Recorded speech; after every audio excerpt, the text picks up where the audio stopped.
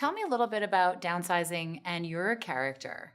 Well, the premise of downsizing is a Norwegian scientist comes up with technology to shrink human beings down to 5 inches tall, so about the length of my hand. And my character, her name is Ngoc Lan, and she is a Vietnamese woman who is an environmental activist who is imprisoned and downsized involuntarily. She ends up in Leisureland, where she meets Matt Damon's character. And your character is so fascinating to me because she encounters so many obstacles, and yet she is hell-bent on helping others. Were there any real-life inspirations for you in playing a character like that who's so selfless and just wants to help people? Everyone in my community, actually. My parents are Vietnamese refugees. I grew up in New Orleans, Louisiana, and in my particular neighborhood, it's mostly Vietnamese immigrants and refugees who are all in the same boat, and they're helping each other out. Actually, we ended up in New Orleans out of the kindness of strangers. We were not related to this family, but they were our sponsor family, and that's how we ended up in Louisiana. Amazing. So you had a lot to draw on. Yeah. That's really cool.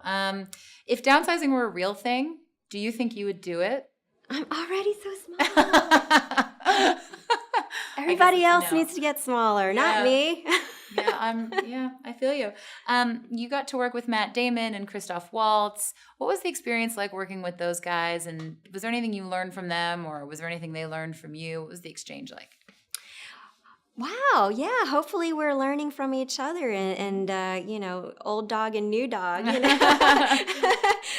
in the same pen.